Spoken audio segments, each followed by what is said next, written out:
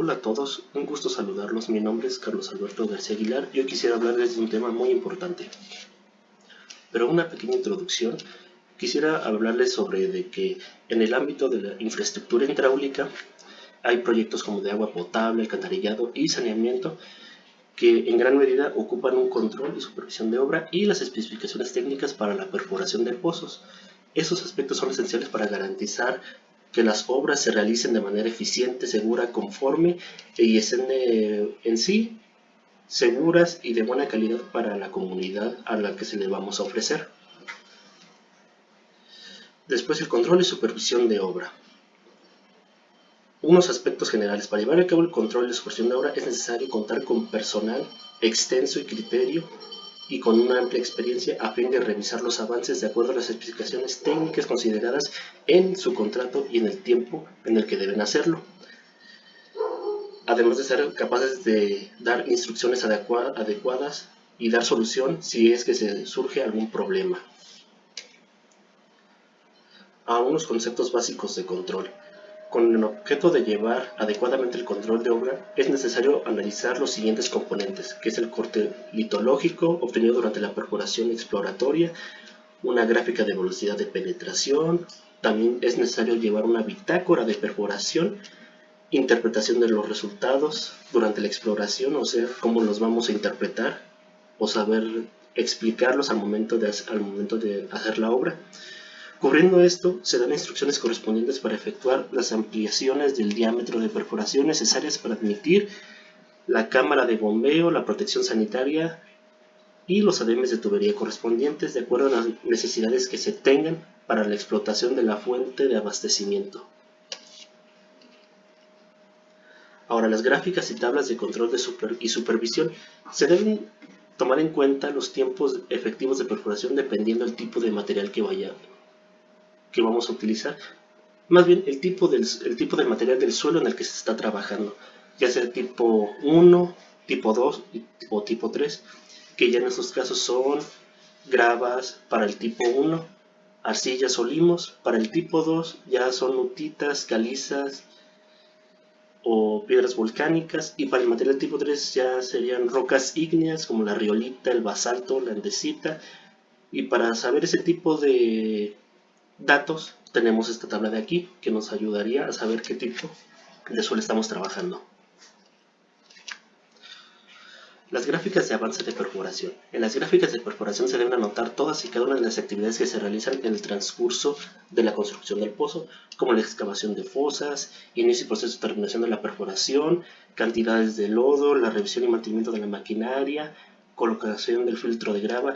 Todos esos tipos de datos hay que irlos anotando en la bitácora para saber si en algún punto algo falla o si algún aditamento o cuando añadimos algún aditivo químico hizo algún tipo de reacción.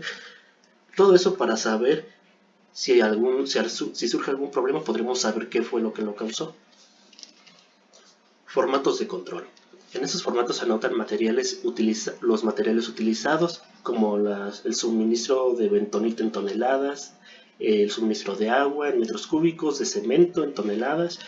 Aquí sería lo mismo, nada más que serían los materiales que estamos utilizando para la construcción, no, más bien para la perforación de un pozo.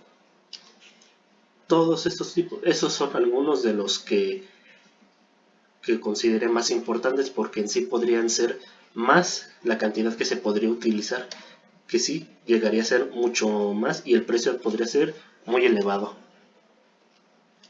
El registro diario de perforación y bitácora de obra. En los registros diarios de perforación se notan actividades realizadas en turno, así como el avance de perforación cada 2 metros y el tiempo correspondiente. Estos diarios deben ser firmados por el perforista o por el inspector de pozo en turno. Aspectos legales para la perforación de pozos.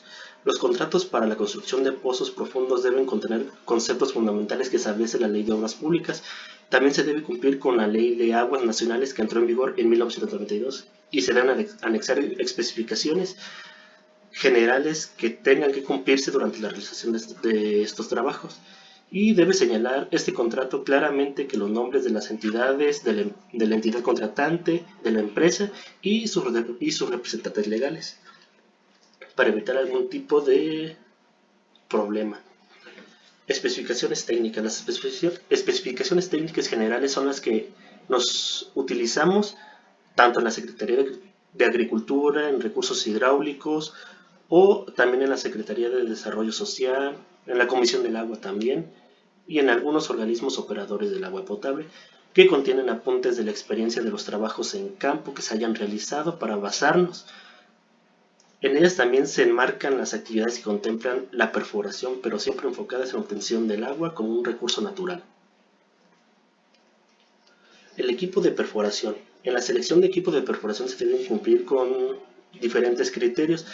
O sea, hay que tomar en cuenta el tipo de máquina que vamos a utilizar para hacer una perforación, porque en dado caso de que si no seleccionamos la máquina que es adecuada para el tipo de suelo que vamos a usar, pues se nos llega a romper la máquina y eso nos llega a costar una gran cantidad de dinero por repararla.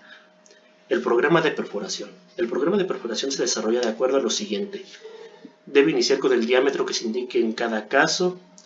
En cada perforación se coloca un conductor de tubería de acero, de tambos o de tipo de PVC, si gustan, con el diámetro y profundidad convenientes. La perforación se continúa con la barrera de dimensiones especificadas. Todo esto es un programa que se debe seguir, casi, no tan al pie de la letra, pero que se ya tiene ya especificado.